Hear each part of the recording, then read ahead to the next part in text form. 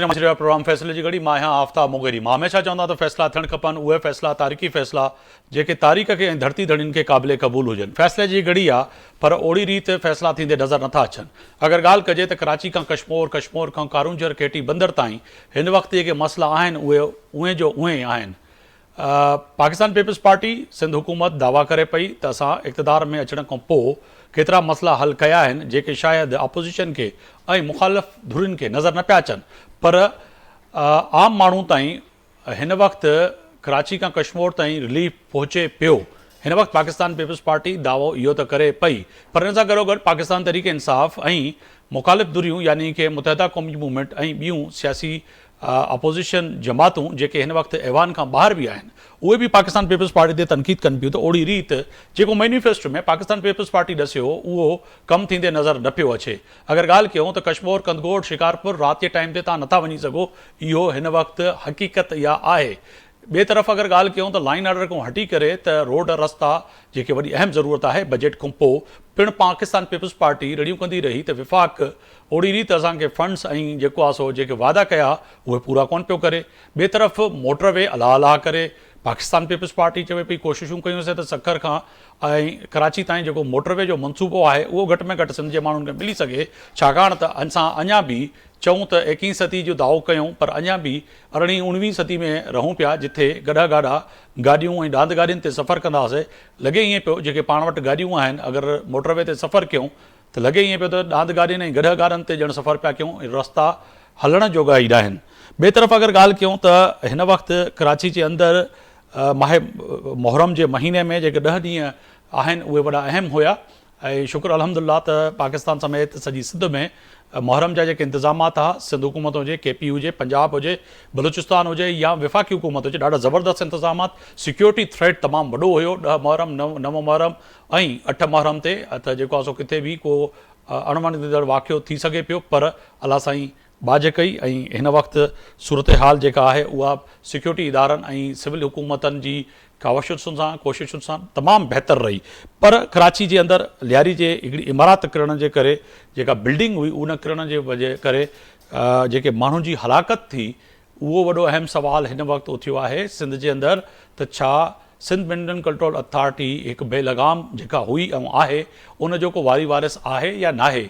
आम माण्हू मौत जो माॻ बणिजी विया, यकीनन ई उन्हनि सां KTN सथ ऐं असां जी तरफ़ां ताज़ियत, छाकाणि त जेका इंसान जो ज़ायो आहे ऐं इंसानु जेको मरी थो वञे उहो वॾो अहम आहे, छाकाणि त उन जा पोयर जेके आहिनि उन उहो ई ॾुख ऐं दर्द महसूसु करे सघनि था। पर सिंध हुकूमत अॻिते वधी करे DG SBCA इसाक खोड़ो खे हटाइण छॾण जो फ़ैसिलो करे छॾियो आहे। उन ते वरी ॿियो DG तैनात थी वियो आहे। ठीकु आहे, उहो छा कंदो इहो बि वॾो अहम सुवालु आहे।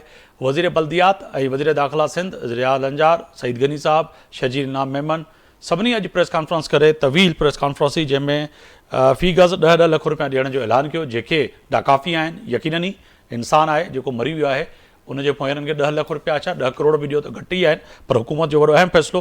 अॻिते हली इहो बि फ़ैसिलो थींदो त छा हिननि खे घर मिलंदा न मिलंदा, इहा बि वॾी अहम ॻाल्हि आहे। पर हिन सां गॾोगॾु हिन वक़्तु जेके ज़िम्मेदार आहिनि लियारी समेत पूरी कराची में जेको बिल्डिंग जो ॼार विछायल आहे, मास्टर प्लान आहे, उन में कंहिं वटि बि ज़िम्मेदारी को बि क़बूल करण लाइ तयारु न आहे। हिन वक़्तु SBCA जेको सिंध मिनरल कंट्रोल अथॉरिटी जो इदारो आहे उहो बेलगाम आहे। अवां पैसा ॾियो, जेतिरी बिल्डिंग ठाहियो, जेको तव्हांखे करिणो आहे कयो। इहे वॾा अहम सुवाल आहिनि। अॼु पंहिंजे मौजूज़ महिमान जे साम्हूं रखंदासीं। सजाद सुमरो साहब आहिनि, रुकन आहिनि सिंध असेंबली में, पाकिस्तान तहरीक इंसाफ़ सां मुंहिंजो तालुक़ु आहे। अवां जी वॾी महिरबानी स्टूडियो में आयो। डॉक्टर सोराब ख़ान सरकी साहब आहिनि, सीनियर जेको आहे सो पार्लियामेंट जा मेंबर बि आहिनि ऐं सीनियर अॻवान आहिनि पाकिस्तान पीपल्स पार्टी जा। अवां जी वॾी महिरबानी असां सां स्टूडियो में मौजूदु आहियो। मियां अज़ीम साहब आहिनि, पाकिस्तान मुस्लिम लीग नून जा सीनियर अॻवान आहिनि, वीडियो लिंक ते लाहौर खां जॉइन कयो असांखे। अवां जी बि वॾी महिरबानी असांखे वक़्तु ॾिनो। एजाज़ मर साहब आहिनि, सीनियर सहाफ़ी तज़िया निगार आहिनि इस्लामाबाद खां, उन्हनि जॉइन किया। अवां जी भी बड़ी मेहरबानी एजाज साहब, अवां वक्त कढियो। सबका पहिरियां सजाद सुमरो साहब, मैं आपकी तरफ आऊँगा सर, फरमाइएगा क्योंकि आपका हल्का भी है, आपको वहाँ से इलेक्ट भी किया है लियारी से। सर क्या वजह है कि ये लियारी तो ठीक है एक इमारत अब गिरी है, मगर ये पूरे शहरों में जो इमारतें खड़ी हुई हैं कोई प्लान नहीं है, कोई इसमें नहीं है प्लानिंग में जाके देखते हैं कि SBCA के जो आज सूबाई वज़ीर साहब ने भी बताया और पाकिस्तान पीपल्स पार्टी के तवील इंफॉर्मेशन सीनियर वज़ीर जो थे हमारे शजीद इनाम मेमन साहब, उन्होंने भी बताया कि प्लानिंग तो होती है कि बताया जाता है कि जी ये इमारत 6 मंजिल थी, 7 मंजिल थी, 3 मंजिल थी, मगर उसके बाद जो गैरकानूनी तामीरात हो जाती है तो उसका तयन कौन करेगा? सज़ा और जज़ा का तो चलो ठीक है वो है, मगर अब महकमा उसके खिलाफ तो कार्रवाई होगी नहीं, इंक्वायरी होगी। आज DG इसाक खोड़ उस वक्त भी थे, आज भी थे, हटा दिया कहीं और लगा देंगे फिर। जी बिस्मिल्लाहिर्रहमानिर्रहीम, अल्लाहुम्मा सल्ली अला सय्यिदिना मौलाना मुहम्मदिन व अला आलिहि व बारिक वसल्लम। बहुत शुक्रिया आफ्ताब भाई आपका और हमारे सीनियर जो है वो सौरभ सरकी साहब जो है, आपको भी बहुत बहुत वेलकम है। आपने बात की कि मतलब हमारे यहाँ पर एक अलमिया ये है कि हम इंतज़ार करते हैं आफ्ताब भाई कि कोई अलमिया हो, कोई कैजुअलिटीज़ हो, लोग मरे तो उसके बाद फिर जाके हम फ्रंट पे हैं, अदरवाइज वरना हम किसी को पूछे ना। देखिए अब आज आप बात कर रहे हैं लियारी के ऊपर, जहाँ से मैं इलेक्टेड हूँ। लियारी इस वक्त जो मैं आपसे ये कहूँगा कि जिंदा लोगों का एक कब्रिस्तान बन गया है। अभी जस्ट 10 मुहर्रम की रात को मुझे रात को 2 बजे कॉल आती है SHO साहब की कि एक और बिल्डिंग है वो टेढ़ी हो गई है। अब हम जब वहाँ पर पहुँचे हैं, आपको पता है मुहर्रम की 10 रात ज़ाहिर लोग सारे मसरूफ़ भी होते हैं, दूसरे मामला भी होते हैं। अब वहाँ से हम एक जो बिल्डिंग गिरी है गड्ढा प्लाजा, वहाँ से हम फ्री हुए नहीं और अब हमारे पास आर्या आर्किड है, उसका मसला आ गया। देखिए अब सारा ब्लेम क्या हो गया है कि भाई SBCA इसमें मुलविस है, आपने खोड़ो साहब को SBCA के निकाल के आप कोई भुट्टो साहब को लेके आए। देखिए किसी को निकाल के किसी को लाना नहीं, अकाउंटेबिलिटी जो है ना वो हमारी सबसे पहले एम ये होना चाहिए। क्या इस बात पे मेरा भी आपसे सवाल है मुगेरी भाई कि ये सईद गनी साहब का इस्तीफा नहीं बनता इस चीज़ पे कि मैं पिछले जब से असम्बली बनी है 2024 फरवरी से मैं के थक गया हूँ। हमारे ये सीनियर मेंबर भी बैठे हैं पीपल्स पार्टी के सौरभ सरकी साहब, ये भी इस बात की तायद कर रहे हैं कि सईद गनी साहब मैं वहाँ के MPA हूँ, मेरा ये इस्तिकाक है कि आप वहाँ पर विजिट करें, मैं आपको दिखाता हूँ, क्योंकि आपके वहाँ के मेंबर आप लोगों को लेके आते हैं, आप लोगों को बार बार से आप बिलावल को भी लेके आते हैं, बिलावल साहब को जब आप वहाँ पर कोई भी ऐसा इवेंट्स होता है तब लेके आते हैं, लेकिन आप इनको अंदर भी लेके आए ताकि हकीकत का पता चले, ताकि उनको भी पता चले कि लियारी में जो मैंने अरबों रुपए के फंड्स दिए हैं आखिर वो फंड्स कौन खा गया, कहाँ चले गए। अभी देखें ये जो बिल्डिंग की आपकी बात हो रही है ना, इसके अंदर टोटल 27 जो है ना लोग ये मरे, अल्लाह इनके घर वालों को सब्र दे, इनकी मगफरत फरमाए। 20 महेश्वरी कम्युनिटी के हैं, 8 लासी कम्युनिटी के हैं, टोटल 16 मर्द और 9 औरतें और 2 बच्चे, जिसमें से एक बच्चा 10 साल का और एक 1.5 साल का बच्चा। अब आप मुझे बताएं कि ये बिल्डिंग कोई अपने आप पे खड़े खड़े गिर गई है, किसी ने बम मार दिया और बिल्डिंग गिर गई? ये बिल्डिंग वालों से जब हमारी बात हुई, ये बिल्डिंग वाले कह रहे हैं कि हमें 2 साल पहले नोटिस आया था, हमें पिछले महीने कोई नोटिस नहीं आया। वज़ीर बल्दियात जो है सईद गनी साहब की तरफ से गलत बयानी हो रही है और SBC वाले ये गलत बयानी कर रहे हैं।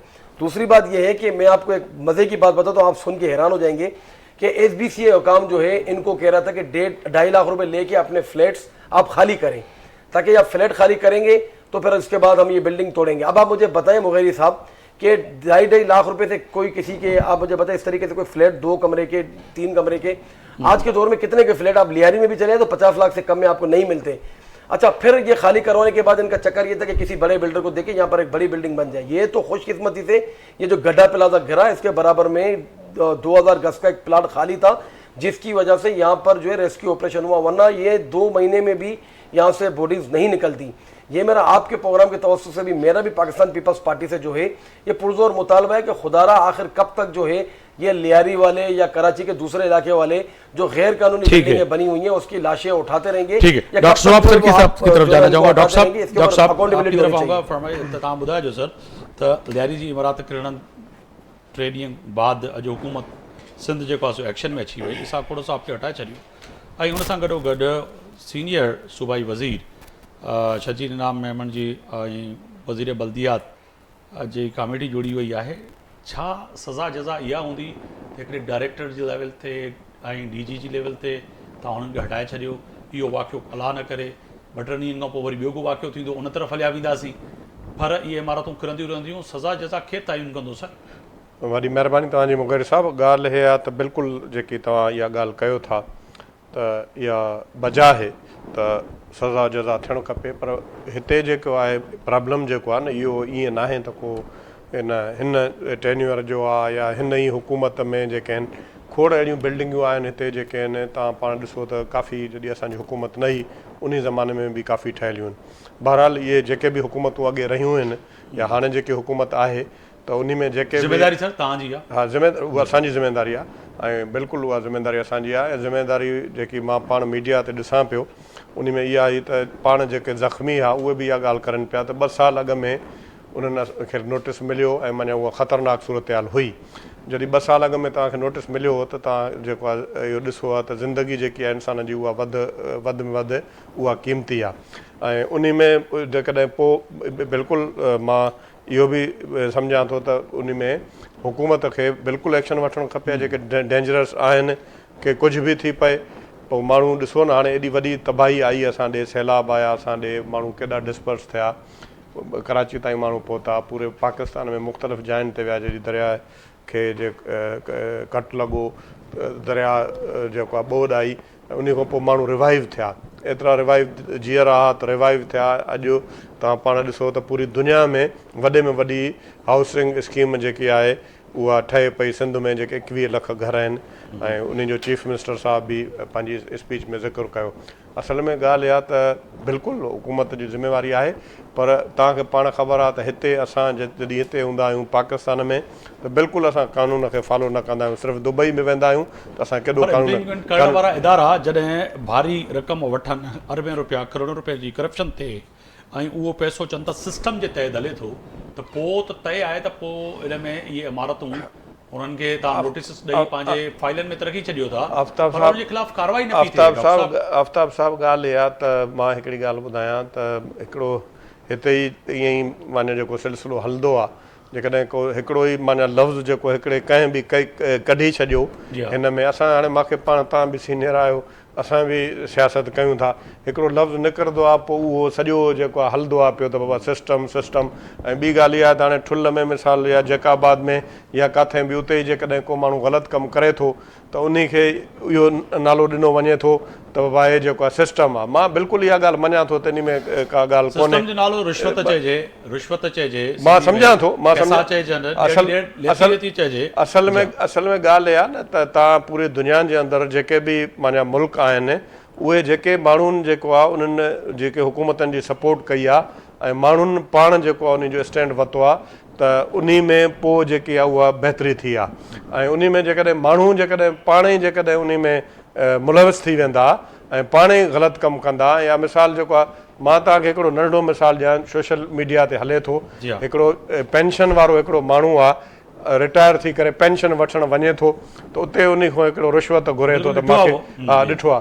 त ॻाल्हि इहा त माण्हू जेके बि आहिनि केर बि हुजे, जेकॾहिं तव्हां ॾिसो न न वेंदो त उन जेको उन सोशल मीडिया ते तव्हां ॾिसो था जेको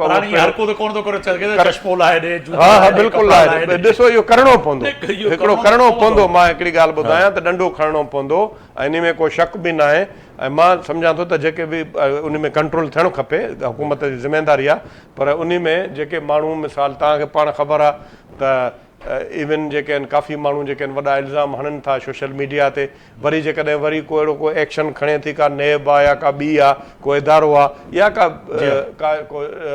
माना को सहाफ़ी आहे, उहो चए थो बाबा अचो अची करे हिन जा डिटेल ॾिए त वरी पोइ डिटेल ॾियण जे लाइ बि तयारु न आहिनि। उन में हिते बिल्कुलु उन जे ख़िलाफ़ु जेकी आहे कार्रवाई थियणु खपे। एजाज़ बर साहब ते वेंदुमि सर तव्हांजी इजाज़त सां। एजाज़ बर साहब वॾी महिरबानी, ऐं वक़्तु कढियो प्रोग्राम लाइ। सर लियारी जी बिल्डिंग जेका इमारत आहे उहा किरी पई 2 मुहरम ते, सज़ा ऐं जज़ा हिते इहा ई आहे त 10-10 लख रुपया पोयरनि खे ॾियण जो हुकूमत ऐलान कयो आहे। ईसाक कोड़ो साहब खे हटाए करे नओं DG तैनात थी वियो।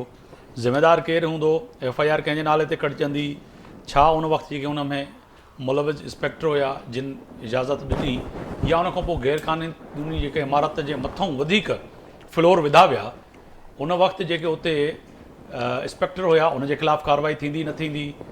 अव्हां कीअं पिया ॾिसो त दुनिया में कंहिं वाक़ियतनि खां सिखिया मिलंदी आहे, अहिड़ा वाक़ियात न थियनि, पर अफ़सोस सां कराची में मुसलसल अहिड़ा वाक़िया थियनि था जेके अव्हां जे साम्हूं आहिनि। ॾिसो, कराची में खोड़ सारियूं लयारी समेत अहिड़ियूं आबादियूं आहिनि जिते बिल्डिंग कोड खे फॉलो ई न कयो वियो आहे ऐं इन्हनि जो तइदाद जेको आहे उहो हज़ारनि में आहे। त इन मामले ते हूअं अक्सर तौर ते दुनिया में ॾिठो वियो आहे त मोस्टली जेको लोकल काउंसिल्स हूंदियूं आहिनि, लोकल बॉडीज़ हूंदियूं आहिनि, उहे इन्हनि खे निगरानी बि कंदियूं आहिनि ऐं उन्हनि जी जेको आहे त कंदा आहिनि ओवरऑल पोइवारी बि सॼी। त असां वटि बदकिस्मती सां उहो जेके मकानी इदारा आहिनि उहे ठही न सघिया आहिनि ऐं असां वटि जेको सिस्टम आहे त MPMA जे थ्रू नालियूं बि ठहंदियूं ऐं सॼो सिस्टम हलंदो, उन जे करे इहो हिकिड़ो गवर्नेंस जो फुक़दान आहे वॾे पैमाने ते, जंहिंजे करे इन जी ओवरसाइट प्रॉपर तरीक़े सां न थी सघी आहे। ऐं मां सम्झां थो त जे कराची में इहे अहिड़ा खोड़ वाक़िया आहिनि, खोड़ शयूं थियूं आहिनि जेके प्राइवेटली माण्हू बग़ैर परमिशन जे ईअं फ्लोर मथां फ्लोर ठाहींदा रहिया आहिनि गैर क़ानूनी तरीक़े सां। इहे काफ़ी वाक़िया आहिनि अहिड़ा। त इन जी रेगुलेशन जे लाइ मुंहिंजो ख़्यालु आहे त हिकिड़ी डिबेट थियणु घुरिजे ऐं सभु जेके बि स्टेक होल्डर आहिनि उन्हनि सभिनी जो इनपुट वठी ऐं पोइ हिकिड़ी पॉलिसी तरतीब ॾिनी वञे। पर बदकिस्मती आहे त असांजे मुल्क में जेके अवामी ऐवान आहिनि, अवामी नुमाइंदा आहिनि, उहे अवाम जे लाइ घटि पर हिकिड़ी जो अशराफिया आहे उन जे मफ़ादनि जो वधीक ख़्यालु रखंदा आहिनि। त इन ही तमामु वॾो मामिलो आहे ऐं तव्हां ईंदड़ सालनि में या ईंदड़ वक़्त में अहिड़ा वाक़िया थींदा रहंदा कराची में, छो त उनजो प्रॉपर जेको आहे उहो को सिस्टम मॉनिटरिंग जो ऐं रेगुलेशन जो उहो डेवलप न थी सघियो आहे। त मुंहिंजे ख़्याल आहे इन में मगर एजाज साहब जेको नोटिस सर्व करण वारो आहे, नोटिस SBCA जो जेको डायरेक्टर या AD जंहिंखे असिस्टेंट डायरेक्टर चइजे, या जेको विजिलेंस कमेटी जो हिन वक़्तु मुक़ररु कयल टीम आहे, उन नोटिस सर्व करण वारो बि जॾहिं पैसा वठी वापसि हलियो अचे त पोइ DG डायरेक्टर या पोइ हुकूमत उन ते छा थी करे सघे? करप्शन त हेठों को सिस्टम छुटी आहे, जीअं डॉक्टर साहब चवे पियो त माण्हुनि खे पाण खे बि जेको आहे इख़लाक़ कनि, इहो फ़ैसिले जी घड़ी में फ़ैसिलो करिणो पवंदो त वाक़ई इमारत असांजी ख़तमु आहे ऐं इनखे जेको आहे सो घटि में घटि या त ख़ाली कयूं जेके नोटिस मिलनि पिया, पर नोटिस वारो नोटिस ॾेई तस्वीर कढी खाना पूरी करे अचे पंहिंजे फाइल में SBCA में रखी पियो छॾे। हा ठीकु आहे, जॾहिं खां गिरी त असां चवंदासीं असां त नोटिस ॾिनोसीं, जेका अॼु बि ॻाल्हि कई पई वञे हुकूमत जे तरफ़ां। ॾिसो उनजा इलाही पहलू आहिनि, सिर्फ़ु रिश्वत वारो पहलू न आहे, उनजो इंसानी पहलू बि आहिनि, इन में गुरबत बि इन्वॉल्व आहे। इहे जेके माण्हू इन्हनि अहिड़े क़िस्म जे स्ट्रक्चर्स में रहनि था, उन्हनि जो सोर्स ऑफ इनकम तव्हां ॾिसो त छा आहे। वीचारा रेड़े वारा आहिनि या गॾ गाॾी वारा आहिनि, इहे थोरो घणो मज़दूरी कोरियो करे जेको आहे पंहिंजो पेट पालण में पूरा आहिनि। त हिकिड़ो को मैकेनिज़म ई कोन्हे को, गवर्नमेंट जीअं मूं चयो त इन ते इहो थियणु घुरिजे त अहिड़े क़िस्म जी बिल्डिंग जंहिंखे हुकूमत नोटिस ॾिए थी त उन नोटिस खां पोइ इहा बि त गवर्नमेंट ज़िम्मेवारी खणे न, त उतां जेके माण्हू ख़ाली कराईंदी बिल्डिंग त उहे माण्हू वञनि काॾे, उहे किथे रहंदा, उन्हनि खे अल्टरनेट छा आहे। त इहो बि उन पॉलिसी जो हिसो हुजणु घुरिजे त जीअं कंहिं होटल में उन्हनि खे शिफ्ट कनि या आरज़ी का रहाइशगाह में शिफ्ट कनि, उहो प्लाट कॾहिं ख़ाली थो थिए त उनजो जेको बिल्डर आहे या जेको कॉन्ट्रेक्टर आहे उन खे जज़ा सज़ा खां घुरिजे। ऐं सर तव्हांजे साम्हूं नस्ला टावर जा अॼु बि मुतासिर जेके आहिनि, एजाज साहब ड्यू रिस्पेक्ट, नस्ला टावर जा अॼु बि मुतासिर जेके आहिनि वीचारा धिका पिया खाइनि, उन्हनि खे वीचारनि खे पैसा न मिलिया आहिनि। पोइ इन जी का पॉलिसी थियणु घुरिजे। बिल्कुलु, मां अर्ज़ु पियो कयां अव्हां जे साम्हूं त नस्ला टावर जा जेके मुतासिरीन आहिनि उहे अॼु बि धिका पिया खाइनि, उन्हनि वीचारनि खे पैसा न मिलिया। बिल्डर वीचारो उनखे अलाह जेको बि आहे सज़ा जज़ा अलाही उनजो फ़ैसिलो कंदो, उहो रुख़सत थी वियो दुनिया मां ई। पर हाणे उहे वीचारा कंहिंखे वञी था आहिनि, किथे कनि। उन वक़्तु जे जेको आहे सो चीफ जस्टिस साहिबु ऐलान हुकुम त ॾेई छॾियो त हिनखे तव्हां ड्रायो, पर उहा जेका बिल्डिंग रही उनजा जेके मुतासिरीन आहे उन्हनि खे ई पैसा न मिलिया। सिर्फ़ु चाहो चंद फुटनि जी जेको आहे सो वायलेशन हुई। हिते त करोड़ों जेके अरबनि रुपयनि जी जेका करप्शन थी आहे कराची जे अंदरि, जेका बिल्डिंगूं ठहियूं आहिनि उन में त सॼी जूं सॼियूं वायलेशन आहिनि। सर तव्हांखे यादि हूंदो त कराची यूनिवर्सिटी रोड ते हिकिड़ी बिल्डिंग में जेको आहे सो एग्ज़ैक्ट जेको हूंदो आहे न, एमरजेंसी एग्ज़ैक्ट जेको बिल्डिंग कंट्रोल जे प्लान में हूंदो आहे त हर बिल्डिंग में हुजणु खपे। कराची जे अंदरि बिल्डिंग का बि तव्हां वञी ॾिसो हुन में एमरजेंसी एग्ज़ैक्ट आई कान। आख़िर उते हिकिड़े माण्हू नौजवान IT एक्सपर्ट बुल जंप ॾिनो जेको उहो मरी वियो। इहा त सूरत हाल आहे।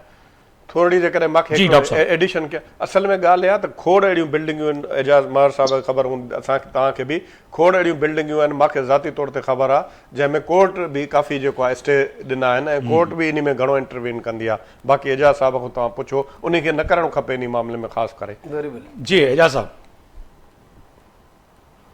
एजाज साहब, जी सॉरी, एजाज साहब, डॉक्टर साहब चवनि पिया डिस्कनेक्ट थी त वई, हाँ जी हाँ एजाज थी मुंहिंजी। साहब, एजाज साहब, डॉक्टर साहब चवनि पिया त असां हिकिड़ी मजबूरी इहा बि आहे त अदालती जेको रस्सी ॿधल आहे हुकूमत खे, को बि एक्शन खणो पिया त अदालत मां स्टे अची थो वञे, त पोइ उनजे साम्हूं बि मजबूर आहियूं। पर जेको पंजाब में पोयनि ॾींहंनि में वज़ीर आला पंजाब मरियम नवाज़ जेको ऑपरेशन कयो तजावज़ जे ख़िलाफ़, अहिड़ियूं जॻहुनि जे ख़िलाफ़, उहो सम्झो त वोटर जो बि ख़िलाफ़ु हो, पंहिंजे हल्के जे MP MNS जे बि ख़िलाफ़ु हुयो। तव्हां सम्झो पिया त सिंध जे अंदरि बि हाणे अहिड़ो ऑपरेशन थिए, कराची खां कश्मीर ताईं, धाड़ेलनि जे ख़िलाफ़ु त न थियो, पर अहिड़ी बिल्डिंग जे लाइ, अहिड़ी जॻहुनि जे लाइ त थियणु खपे।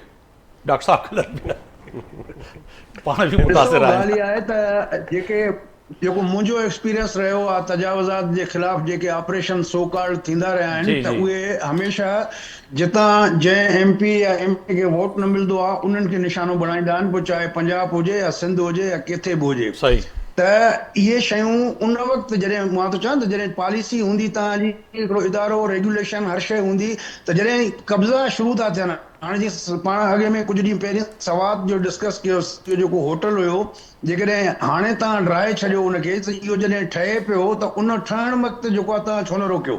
जी हा, त जेके कब्ज़ा थियनि था, कचूं आबादियूं आहिनि, जेके अहिड़ियूं बिल्डिंगूं आहिनि, सभु कुझु आहे, जे लाइ हिकिड़ो मैकेनिज़म डेवलप कयो न।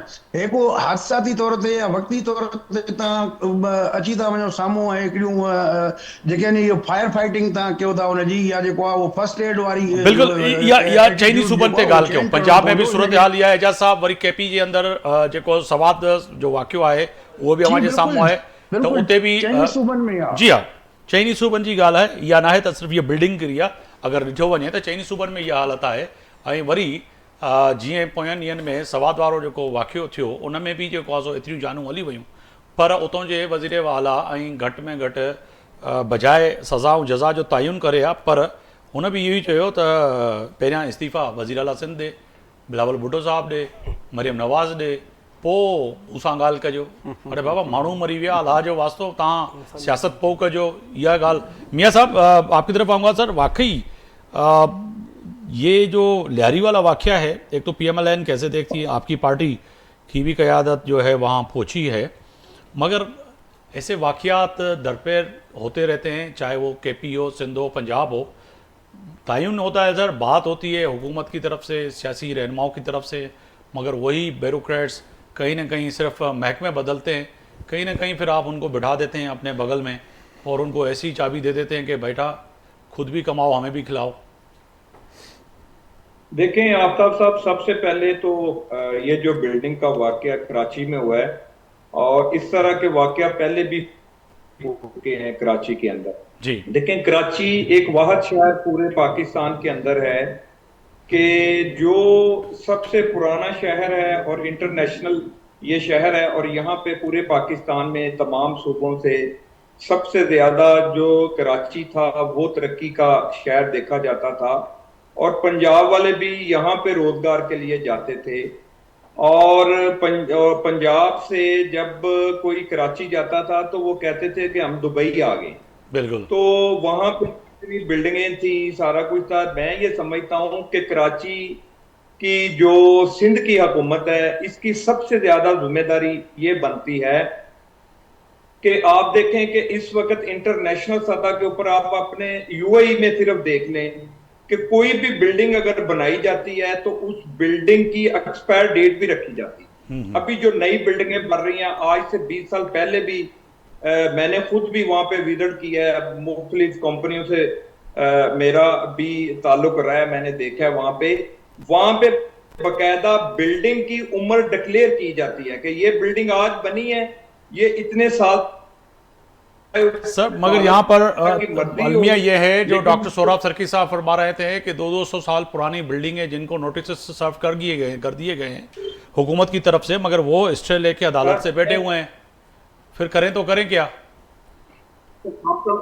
आफ्ताब साहब, इसमें देखें ये अदारों की नालायकी है, ये जिन अदारों की ये जिम्मेदारी है ये उनकी नालायकी है, और जो बंदे दुनिया से गए हैं मैं ये समझता हूं इनके ऊपर FIR होनी चाहिए, इन अदारों के सरबराहों के ऊपर FIR होनी चाहिए। क्योंकि इनको देखें एक बिल्डिंग अब भी पूरे पाकिस्तान में, हम यहाँ पे पंजाब में कंट्रोल करने की कोशिश कर रहे हैं और कर भी रहे हैं। यह होता यह है कि 3 मंजिल 4 मंजिल की बिल्डिंग अप्रूवल करवाई और 6 मंजिल या 10 मंजिल बना ली, या 2-3 मंजिलें वैसे ही उन्होंने बगैर नक्शे के बना ली, और वहां जो नीचे फंडिशन है उस फंडिशन को इन्होंने 2-3 मंजिल के लिए बनाया है और उसको उठा इन्होंने 6-7 मंजिल लिया है। तो इस तरह की करप्शन जो है अदारों के अंदर जो चल रहे हैं, जो नक्शे पास करते हैं, फिर उसके बाद अब मटीरियल जो यूज करते हैं, उस मटीरियल में नाकस मटीरियल को चेक करने के लिए जो अदारे जो हमारे पास हमारे टैक्सों से इतने टैक्स वसूल करके अपनी तनख्वाहें लेती हैं और अपनी जिंदगी को एक पोश तरीके से वो गुजार रहे हैं, और हमें हमारी जान और माल का जिम्मेदार कौन है? बिल्कुल हम इस हुकूमत में बैठे हुए हैं, हमारी ये जिम्मेदारी है। सर सवाल तो चारों सूबों से यही पूछ रहे हैं, being the journalist, being the अवाम के चारों सूबों से तो यही पूछ रहे हैं। अगर हम केपी के वजीर आला से पूछते हैं तो वहां के जो हुकूमत तर्जुमान जो हैं वो कहते हैं कि आप पहले तो बिलावल भुट्टो से जाके रिजाइन ले लें और वजीर आला सिंध से ले लें, मरियम बीबी से ले लें। आपसे पूछते हैं तो आप कहते हैं कि जी ये नाहली जो है फिर उनको कर रहे हैं। यहाँ पे कहते हैं, ये कहते हैं कि जी सुप्रीम कोर्ट और अदालतें, सिंध हाई कोर्ट और जज साहिबान जो है ना उस पर स्टे जारी कर देते हैं। तो अवाम जाए तो जाए कहाँ सर? सवाल तो ये पैदा होता है। गुजारिश सुनने जनाब, गुजारिश ये है कि ये फेडरल का मामला नहीं है, ये नहीं मैं चारों सूबों की बात कर रहा हूँ सर, मैं चारों सूबों के हादसा की बात कर रहा हूँ। मैं मखसूस को इस बिल्डिंग पे प्रोग्राम नहीं कर रहा हूँ। अल्लाह ना करे ये हादसा हुआ है, यकीनन हमारे लिए बड़ा एक अलमिया है।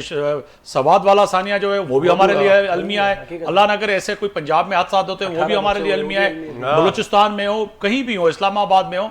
मगर सवाल यह पैदा होता है जब भी हुक्मरान, यकीनन चारों सूबों में आप लोग हैं, सिविलियन हुकूमत है, आप हैं। देखें आफ्ताब साहब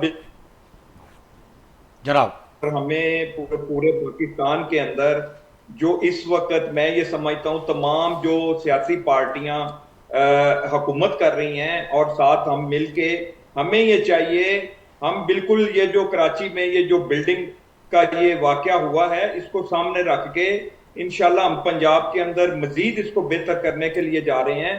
लेकिन मैं ये समझता हूँ इस वक्त जो कराची के अंदर हुआ है उसको मैं इस वक्त कोई ये नहीं कहना चाहता कि पीपल पार्टी की हुकूमत है उसका वज़ीर आला इस्तीफा दे दे या कोई मिनिस्टर इस्तीफा दे दे। वो इखलाकी तौर पे अगर वो करना चाहते हैं बिल्कुल वो कर भी सकते हैं, लेकिन असल वजह ये है सर यहाँ पर ये ट्रेंड है नहीं ना, माजरत के साथ यहाँ पे तो सिंध की गवर्नमेंट है, जो सिंध की गवर्नमेंट है उसको चाहिए कि इसकी जिम्मेदारी किसके सर पर आती है, किसकी नलायकी है, किसकी वजह से ये हुआ है। मगर आज के प्रोग्राम के तवज्जो से पिछले साल सैलाब में हब और कराची को कनेक्ट करने वाला जो ब्रिज है उसके केटीएन पे हमारे यहाँ फुटेज चले, जो कि उसके पिलर हैं वो पानी ने बिल्कुल उसको ख़त्म कर लिया है और वो अल्लाह के ही बलबूते पे और उसी की आसरे पे ब्रिज खड़ा हुआ है। आज भी वहाँ पे काम नहीं हुआ। अब मज़ीद सैलाब आने वाला है और अल्लाह ना करे कि वो ब्रिज गिरे और कहीं लोगों की जान चली जाए, फिर हम उस पर बैठ के रोना रोएंगे। मगर हम ऐसे वाक़यात के लिए तैयार नहीं होते। अब सूरत हाल ऐसी है कि पंजाब समेत पाकिस्तान में फ्लड का जो है इस वक्त रेड अलर्ट जारी है कि जी सैलाब आ सकता है और आ भी रहा है, मगर उसके बावजूद जो है उसकी तैयारी क्या है, कुछ भी नहीं है। तो ये सर हादसा जो हो के चले जाते हैं मगर उसके लिए हम कोई तैयारी नहीं करते। एजाज मार साहब मावा ने अवां सम्झो पिया त वाकई जेके ये हादसा थियनि पिया वक्तन वक्तन तो उन जे लाइ का तैयारी प्रॉपर को आहे कोन। हिन वक्त मूंखे डॉक्टर साहब शायद ॿुधाए, छाकाणि त पाकिस्तान पीपल्स पार्टी जी तर्जमानी डॉक्टर साहब पियो करे, त असां वटि 19 मंज़िल जे लाइ का हिते क्रेन कोन्हे का फायर ब्रिगेड वटि ॾाकण कान्हे का, जो अलाह न करे कि 19 मंज़िल ते किथे बाहि लॻे त असां रेस्क्यू करे सघूं, के माण्हू खे लाहे सघूं कराची जे अंदरि। सर बिल्कुलु ॻाल्हि इहा आहे त ॾिसो न इहे सभु शयूं उहे अगेन वरी पॉलिसी मेकिंग सां कनि थियूं। त जॾहिं तव्हां एतिरी मल्टी स्टोरी बिल्डिंग जी परमिशन ॾियो था त सभ खां पहिरीं त तव्हां जेके गवर्नमेंट वटि इंफ्रास्ट्रक्चर आहे उहो केतिरो आहे उन ते बि जेको आहे त नज़र में रखी उन खां पोइ इहे शयूं प्लानिंग ऐं जेको आहे अप्रूवल वग़ैरह थींदा आहिनि। पर हिते बदकिस्मती आहे त सिफारशी बेस ते या लालच ऐं करप्शन जे बेस ते जेको आहे इहे मल्टी स्टोरी बिल्डिंग जी परमिशन ॾिनी थी वञे ऐं उनजे जेको सेफ्टी मेजर्स आहिनि उहे प्रॉपर जेके इंटरनेशनल स्टैंडर्ड जा आहिनि उन्हनि खे फॉलो नथो कयो वञे।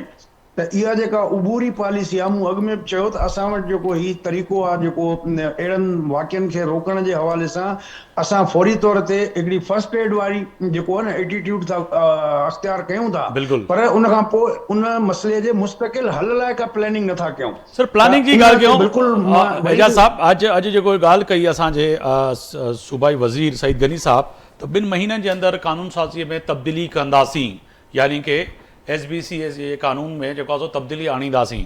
मां अमेरिका में, ऐं तव्हां बि यकीनन ई दुनिया में रहिया आहियो, ख़ासि तौर ते मैं न्यूयॉर्क सिटी जी ॻाल्हि कयां त इतफ़ाक़ मुंहिंजो थियो कि दोस्त बिल्डर सां वेहण जे लाइ उनखे सिर्फ़ु हिकिड़ी शइ जे करे NOC न मिली, जो उनजा जेके बटण हुया उहे प्रॉपर नक्शे जे हिसाब सां घर में उते न लॻल हुया। इन जे करे उन्हनि खे चयो त तव्हां रिहाइश नथा करे सघो, छाकाणि त इहे उते न आहिनि।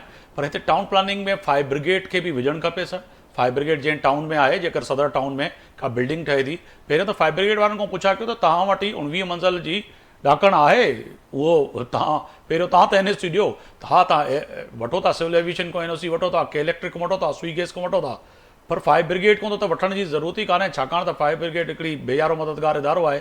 उहो उन खां यानी कि प्लानिंग जेका कानून साज़ी थींदी, छा पिया सम्झो हुन में कानून साज़ीअ में इहे शयूं वॾियूं अहम आहिनि जेके विझणु खपनि। उहो बिल्कुलु आहे। ॾिसो, ही को 2 महीननि जे अंदरि या 1 महीने जे अंदरि जो इशू न आहे। मां जीअं चयो त ही वॾे हिकिड़े तमामु थारो डिबेट करण जो आहे, हर एंगल हर पासो इन जो जेको आहे उहो डिस्कस करिणो आहे, उनजा जेको आहे एडवांटेज डिसएडवांटेज ऐं जेके मुख़्तलिफ़ स्टेक होल्डर आहिनि उन्हनि सभिनी जे नुमाइंदनि ते मुश्तमिल, इवन सिविल सोसाइटी खे बि इन में इन्वॉल्व करणु घुरिजे, त जेके पंहिंजो इनपुट ॾियनि ऐं उन खां पोइ तव्हां थारो डिबेट खां पोइ आइडेंटिफाई करे ऐं उन खां पोइ तव्हां लेजिस्लेशन ॾे वञो, बजाए इन जे जो तव्हां हिकिड़ी कैबिनेट मीटिंग में 15-20 मिनिस्टरनि जो तव्हां आउटपुट था वठो, या असेंबली में जेको आहे तव्हां 100 मेंबरनि जो आउटपुट वठो ऐं उन मुख़्तलिफ़ फोरम ते इनखे हिकिड़ो डिबेट कयो, डिबेट करे उन में इहो पॉइंट आउट कयो, उन खां पोइ इन जो हल जेके आहिनि उहे तजवीज़ करण जे लाइ, उन जे लाइ सेफ्टी मयर्स जेके आहिनि उहे खणण जे लाइ, मॉनिटरिंग ऐं रेगुलेशन जे लाइ हिकिड़ी जामे पॉलिसी तरतीब ॾियो, त जेका मुस्तक़िल तौर ते अॻिते बि फॉलो करे, अॻिते बि हले। त ही को हिकिड़े कंहिं वाक़े सां रिलेटेड इहे शयूं न हुजणु घुरिजनि। मां सम्झां थो त हिन ते हिकिड़ी डिस्कशन ऐं थारो उन खां बहस खां पोइ हिकिड़ी जामे पॉलिसी मुरतब थियणु घुरिजे। डॉक्टर साहब मां वञे ईंदुसि, जेका एजाज़ साहब बि ॻाल्हि कनि पिया, ऐं उहा ई ॻाल्हि अॼु तव्हांजे सीनियर सूबाई वज़ीर ऐं वज़ीर दाख़िला ऐं हिन सां गॾोगॾु वज़ीर बल्दियात सभिनीनि ॻाल्हि कई आहे। ठीकु आहे, उहो चवनि पिया त सीनियर सूबाई वज़ीर शजीर इनाम मेमण जी जेको आहे सो सरबराही, जंहिंमें कमिश्नर सूबाई वज़ीर ऐं सईद गनी ऐं ॿिया अहम माण्हू हूंदा जेके इन कमेटी जा जेको आहे सो मेंबर हूंदा, ऐं डायरेक्टर, डिप्टी डायरेक्टर ऐं इंस्पेक्टर जे ख़िलाफ़ु उनखे ज़िम्मेदार करार ॾिनो आहे। उनजा सिधा सवा नाला FIR में विधा वञनि, जेके जिन इन्हनि NOC ॾिनी ऐं जिन कयो। पर हिन सां गॾोगॾु जेका प्लानिंग ॻाल्हि कयूं पिया, टाउन प्लानिंग जेका हूंदी आहे दुनिया में हूंदी आहे, त किथे बि कंहिं बि टाउन में अगरि अहिड़ी का इमारत ठहे थी या वरी अहिड़ियूं इमारतूं आहिनि उन जूं लिस्टूं अगरि मौजूदु आहिनि, त उन ते फौरी तौर ते सर एक्शन में अचणु खपे, उन जे ख़िलाफ़ु अदालत में वञणु खपे। अदालत अगरि उन ते स्टे ॾिए थी त उन ते तव्हांजा वकील, तव्हांजो जेको SBCA जो अमलो आहे या जेको कानून आहे उहो एॾो सख़्तु हुजे जेको अदालत खे ॿुधायो वञे त न, ऐं हिन सां जेको आहे सो माण्हुनि जो नुक़सानु थी सघे थो। पर हीअ त खानापुरी वारी जेको गेम आहे इहा केसि ताईं हलंदी? मुखिर साहब, ॻाल्हि इहा त ज़ाती तौर ते असांखे पाण खे काफ़ी जेको आहे ॼाण आहे, हिते काफ़ी अहिड़ा वाक़िया अॻे बि थिया आहिनि। ईअं हे वाक़ियो हिते थियो आहे, पर अहिड़ा लाहौर में बि थिया आहिनि। ऐं मां इहो तव्हांखे ॿुधायां तव्हांजे तवसल सां, हाणे ॿिए पासे बि माना पूरे सिंध में जीअं हैदराबाद आहे या सखर आहे या ॿिया जेके नंढा वॾा शहर आहिनि, अॻे जेके आहिनि मीरपुर ख़ासि आहे, उते बि अहिड़े क़िस्म जूं बिल्डिंगूं हाणे मतिलबु इहे सिर्फ़ु कराची जो हाणे इशू न आहे, ख़ुदा न ख़ासिता कुझु टाइम में हाईरेज़ यानी कि पूरे सिंध में हाणे ठहणु शुरू थियूं आहिनि, अॻे कोन हुयूं। हिकु ॻाल्हि इहा बिल्कुलु उन ते मां एजाज़ साहब जी जेकी ॻाल्हि आहे उन सां 100% मुतफ़िक़ आहे त उन में थारोली माना उन जो डिस्कशन थियणु खपे ऐं सख़्तु कानून आणणु खपे। अदरवाइज़ जीअं माना असां वटि हिकिड़ा वॾा डिज़ास्टर थियनि था, जीअं सैलाब आयो, जीअं तव्हां चओ था, जीअं माना ॿियो अर्थ कोई काई ॿियो टियों ख़ुदा न ख़ासिता जेकी सूरत हाल आहे, ऐं जहिड़े नमूने सां प्लैंड जेके बिल्डिंगियूं ठहनि थियूं ऐं उन में को मॉनिटरिंग कोन्हे, बिल्कुलु ईअं आहे, मॉनिटरिंग बि कोन्हे। ऐं जेके उन खां पोइ असां हिकिड़ो इदारो क़ाइमु बि करे छॾियो आहे अॻे मगर सर कराची जे अंदरि फायर फाइटर जेके आहिनि जेके दुनिया में जिन खे सभ खां वधीक एज़ाज़ ॾिनो वेंदो आहे मुंहिंजे ख़्याल में हाणे वेस्ट में अगरि आफ्ताब साहब ॻाल्हि इहा त हाणे सजाद साहब बि मां वेठो हाणे अलाह कंदो हाणे हिकिड़ी कमेटी बि ठही आहे उहा कमेटी बिल्कुलु इन शइ जो तयन बि कंदी ज़रूरु इन में डिस्कशन बि थींदी त इन में केरु ज़िम्मेवारु आहे किथे किथे जेके आहिनि प्रॉब्लम्स आहिनि इहो बि ज़रूरु इन खे ॾिसंदी ऐं ॿियो हिननि जेकी कानून जी ॻाल्हि कई आहे त उहो कानून साज़ी बि ज़रूरु थींदी असेंबली में ईंदी ऐं जीअं एजाज साहब चयो त बिल्कुलु 100% असां वटि जेको आहे ब्रिटिश जेको आहे पार्लियामेंटी निज़ाम आहे ऐं असांजो कमु जेको आहे नाली वारो वरितो वञे थो राति जो 1-2 वॻे पंहिंजो माना गैस न आहे या को ॿिया जेके बिजली वञे थी त बि बिजली तव्हांखे वञे फ़ोन थी, था कनि। असांखे फ़ोन करनि था ऐं उहे जेके डेवलपमेंट जेके खोड़ अहिड़ियूं शयूं आहिनि हिते जेके माना असां उन जे लाइ जवाबदेह बि न आहियूं सिधियूं शयूं माण्हू जेको जंहिंमें पोयनि ॾींहंनि असां में वज़ीर आला सिंध सैयद मुराद अली शाह साहब भरमी जो बि इज़हार कयो कावड़ जो बि इज़हार कयो त तव्हांजा टाउन जा केतिरा ई चेयरमैन आहिनि जंहिंखे जेका बजट मिली आहे उन में एॾी वॾी मेगा खुर्द बुर्द थी आहे तव्हां ई चओ पिया सर पाण तव्हांजो वज़ीर आला नाराज़ पियो थिए त अगरि बराह रास्त तव्हां उन्हनि खे बि पैसा ॾियो था त वरी उते बि इहा सूरत हाल आहे त को रोड रस्तो जिथे जिथे टाउन नाज़िम तव्हांजा आहिनि मेजोरिटी में त उते सूरत हाल बहितर न आहे। बिल्कुलु बहितर सूरत हाल थियणो खपे ऐं जेको असां वटि इहो पंहिंजी जाइ ते ज़रूरु आहे जीअं कराची जी ॻाल्हि बार बार इहा कई वञे थी या असांजो भाउ जेको आहे उन चयो त अॻे जेको आहे हिते कराची में ईंदा ऐं कराची में बिल्कुलु ईंदा हाणे बि कराची अलहमदुल्ला हाणे बि माण्हू कराची में कमाइण अचनि था पर ॻाल्हि आहे त कराची जे हिसाब सां जीअं तव्हां कराची ते इहे चवंदा आहिनि त कराची जेको जॾो वॾो शहरु आहे त जहिड़े नमूने सां छाकाणि त आबादी वधीक 50 आहे उते पैसा वधीक वञनि था हाणे उहो तव्हां उनखे कंपेयर कयो 80s में लाहौर खे बि कराची खे त तव्हां पाण अंदाज़ो लॻंदो त कराची जी छा सूरत हाल हुई कराची में जेतिरा मतिलबु आहे हिते तव्हां सॼो ज़िम्मेदारी विझी छॾियो था सिंध गवर्नमेंट जी जेतिरी कैपेसिटी हूंदी त ओतिरा पैसा ख़र्चु कंदी न हे शहर कोई न्यूयॉर्क या जेके वॾा वॾा दुनिया में शहर थिया आहिनि उहे पैसनि सां ठहंदा आहिनि न ईअं हवालनि ते त कोन ठहंदा आहिनि ऐं जेके तव्हां वटि पैसा न हुजनि ऐं वॾी वेठा अचो त इंटरनेशनल शहर आहे तव्हां उनखे मैनेज कयो त उहो मैनेज छा लॉ एंड ऑर्डर बि मैनेज न थी सघंदो हिकिड़ी घटी जो बि न थी सघंदो त उन में ज़ाहिर आहे उन में गवर्नमेंट ऑफ पाकिस्तान खे बि हिन शहर ते इन्वेस्टमेंट करणु खपे ऐं सिंध गवर्नमेंट पंहिंजे तरफ़ां जेको करे थी अञा उनखे बि वधीक करणु खपे ऐं जनरली जेके आहिनि जीअं हाणे एजाज साहब ॻाल्हि कई त इन में हंगामी बुनियादनि ते जीअं वरी वधीक नुक़सान खां बचण जे लाइ अहिड़ो कानून सख़्तु ॾिसो तव्हां हिन शहर जे अंदरि ई तव्हां डिफेंस में जेकॾहिं के घर ठाहिनि था या उते के फ्लैट ठाहिनि था त उते ई साॻे हिन शहर में उहो कानून फॉलो थी सघे थो जेकॾहिं थी सघे थो त ऐं तव्हां बैरिया टाउन हिते ठहियो बैरिया टाउन में बि जेकॾहिं उहो कानून फॉलो थी सघे थो त वाई नॉट जेको आहे अदर सिटी थी सघे थो उते जेकॾहिं माण्हू फॉलो करनि था मिसाल कोई बि घर ठाराए थो पंहिंजो डिफेंस में उहो तव्हां हिकिड़ो ॿुधायो हिकिड़ो ई फॉलो न करे उनजे उनखे रूल्स ऐं रेगुलेशन बि सभु ताक़तवर तव्हां माण्हू डिफेंस में था साईं सभु नथा रहनि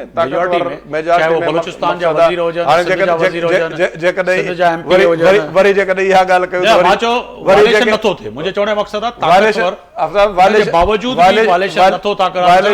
सख़्ती आहे बिल्कुलु सही चओ था मां एग्री कयां थो ऐं इन में वरी जेकॾहिं उन ॻाल्हि ते अचो त वरी जेके आहिनि उते गैस पूरी न आहे उते पाणी पूरो न आहे इहे मसइला बि आहिनि हिन शहर जे अंदरि ई उते वरी जेको आहे काफ़ी जेको आहे तव्हांखे पाण ख़बर आहे त वरी उन में ई जेके आहिनि पोइ दफ़े ईअं थियो त जेके बारिशूं पई हुयूं त अरबे करोड़नि रुपयनि जो माण्हुनि जो नुक़सानु थी वियो जेके अंदरि बेसमेंट ठहियलु आहे उते हुन जो सामान हुयो त इहे हाणे उहे बि बहितर करनि था काफ़ी जेको आहे कमु थियो आहे हाणे उहे तव्हां पाण ॾिसो था त जेको अॻे इहो सिस्टम हुयो कोन पर अहिड़ो सिस्टम हिकिड़े दफ़े ईअं बि थियो तव्हांखे पाण ख़बर आहे त जिदो सॼो शहर जेको आहे उहो ॿुॾी वियो ऐं उन्हनि सॼो जेको आहे जदीद जेको आहे ॿीहर ठहियो इहे मसइला थींदा आहिनि इहा हिकिड़ा इंडिकेटर्स हूंदा आहिनि जेकॾहिं इन्हनि खे ॾिसी करे अॻे वधे त सुमरो साहब जाऊंगा सर मैं सुमरो साहब एक तो ये है कि चलें ठीक है जो भी था आपके कई रुकन कौमी असम्बली सूबाई असम्बली साबिक और मौजूदा थे वो बड़ा दावा करते हैं कि जी हमारे दौरे हुकूमत में जो है हमने शहर कायद को जो है फायर ब्रिगेड की गाड़ियाँ दी ये दी वो दी जो कि हमने देखी भी हैं मगर सर वही वाली बात है कि हर मेट्रोपोलिटन सिटी के लिए फायर फाइटर बड़ा अहम रोल अदा करते हैं पूरी दुनिया में मौजूद माशरे में तो ये होता है मगर हमारे यहाँ बेचारे फायर फाइटर जो हैं उनको पूरे जो है ग्लव्स भी नहीं होते उनके पास शूज़ नहीं है उनके पास इतनी सीढ़ी नहीं है कि वो तीसरी मंजिल तो मैं कह रहा हूँ मेरे मुंह से निकल गया तीसरी शायद पहली मंजिल से ऊपर भी नहीं जा सकते तो फिर आप भी बराए तनकीद करते हैं जी पाकिस्तान पीपल्स पार्टी ये नहीं कर रही मगर आपके दौरे के हुकूमत में भी तो शहद की और दूध की नदियाँ नहीं बही आपके उस वक्त के वज़ीर आज़म साहब रोज़ाना हमारे कान में आके कराची वालों को कहे जाते थे ये भी ले लो, ये भी ले लो, मिला तो डेला भी नहीं सर। आफ्ताब भाई देखिए, फिर वही बात हो जाएगी कि हम जो इस प्रोग्राम में आज बैठे हैं ना, हम बैठेंगे कि हम कोई सही सिमत के अंदर जो है ना चीज़ों को लेके जाएं। अब जैसे आपने वो हमारे जो नून लीग के पंजाब से भी जो एक साहब थे, उन्होंने भी बात की अभी, हाँ जी बिल्कुल, सर्किल साहब ने ये बात की, मैंने भी इससे पहले बात की। देखें, हमने हमेशा क्या किया, हमने एक दूसरे के ऊपर तनकीद ही की है। अभी आपने जो बात की, जितना हो सकता था उस टाइम पे, क्योंकि 18वीं तरमीम के बाद तो सूबों के इख्तियारात सारे जो है वो पिछले 17 साल से जो है वो पीपल्स पार्टी बराजमान है पूरे सिंध पे और कराची के ऊपर भी।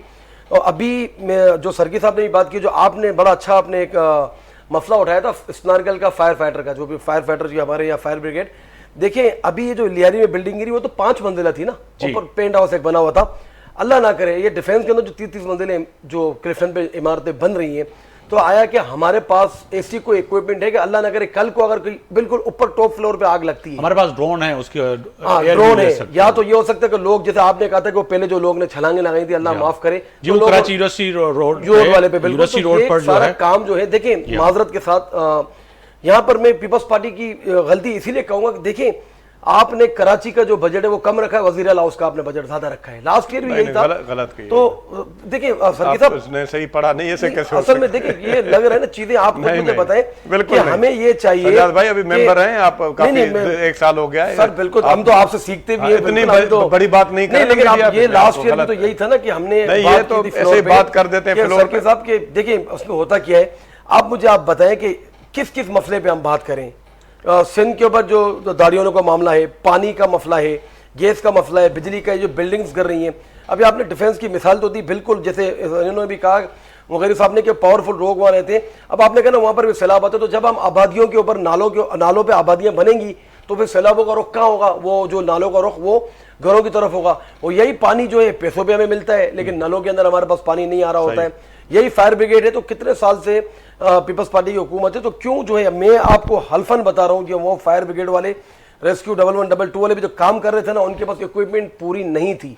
वो कह रहे थे यार ये तो रेस्क्यू 1112 का काम ही नहीं है, नहीं था ना सर। अच्छा तो रेस्क्यू वो फर्स्ट एड दे सकते हैं। कौन काम करता है? आपको छिपा वाले आपको नजर आते हैं, लाशें उठाने के लिए छिपा है, बिल्कुल होना चाहिए, लेकिन हमारे पास सिस्टम ही रेस्क्यू 112 का काम है कि आपको लेके फर्स्ट एड देके हॉस्पिटल पहुंचाएं। वो बिल्डिंग का मलबा तो नहीं हटा सकते। फायर ब्रिगेड वाले कहते हैं हमारी गाड़ियों में तो पानी तक नहीं होता, उनको तनख्वाह नहीं मिली 4 महीने से। तो फिर वो किस तरीके से जो है ना इस मामले के ऊपर करेंगे। लेकिन बहरहाल वही मैं बात करूंगा आखिर में, आफ्टर ऑल, कि हमें मिलके अब वो वक्त आ गया कि शहर के लिए हम कुछ सोचें। ना हम पीपल्स पार्टी को कहें, ना पीपल्स पार्टी हमें कहे, ना नून लीग को कहे, ना MQM XYZ, हमें बैठ के, हम सारे असेंबली के मेंबरान हैं, हम ही कानून साजी करेंगे, लेकिन उस पर अमल दरामद जो ना वो सबसे बड़ा। इम्प्लीमेंटेशन अगर नहीं होगी, आप 100 कानून बना ले। अब मैंने के इलेक्ट्रिक के खिलाफ जो दरखास्त दी थी उस पर क्या इम्प्लीमेंटेशन हुई?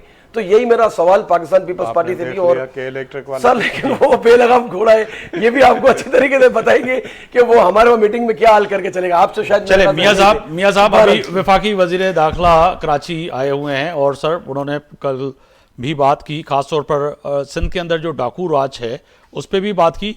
विफाक कंट्रीब्यूशन क्या कर रहा है सर सिंध के साथ? चलें ठीक है, हम जो भी इस वक्त गुस्सा कहें, सवालात कहें, वो पाकिस्तान पीपल्स पार्टी के तो सामने उठाते हैं, मगर विफाक की कंट्रीब्यूशन कहाँ है सर? सिर्फ एक आपने हमें एक केलदास कोहिस्तानी दे दिया है, वो हर जगह पे पहुंच के तस्वीर खिंचवा के और लियारी में भी पहुंच जाते हैं, जहाँ कहाँ वो तो तस्वीरों को नुमाइश करते हैं, मगर अमली तौर पर विफाक तो काम नहीं कर रहा है यहाँ पे। देखें आफ्ताब साहब, सबसे पहले तो अभी मेरे भाई ने भी बात की है। देखें 18वीं तरमीम के बाद मुझे ये बताएं, जितने इख्तियारात वो मिले हैं का, तो मैं ये समझता हूं कि आप पंजाब के अंदर देखें, मरियम नवाज किस शोबे में काम नहीं कर रही, हर एक शोबे में वो काम कर रही है। हमारे पास फंड बहुत है, हम जो अवाम का फंड है हम अवाम के ऊपर लगा रहे हैं। अगर सिंध की अवाम के ऊपर जितना सिंध से टैक्स इकट्ठा होता है जी, और जितना रेवेन्यू वहां से इकट्ठा करके, ये मेरी बात सुन लेना आप जी सर। अब मसला ये है कि फेडरल से आप जो चाहते हैं, अगर सिंध गवर्नमेंट फेडरल से जो मदद चाहेगी बिल्कुल हम उसके लिए तो तैयार हैं। लेकिन दूसरी तरफ ये बात है, सबसे पहली मदद तो अल्लाह के वास्ते हमारे साथ ये करें कि सिंध में ऑपरेशन का आगाज करें कि डॉक्टर साहब भी रात को 11 बजे अपने कश्मीर कंदकोट जा सके सर। सबसे पहले तो ये कर लें हमारे साथ।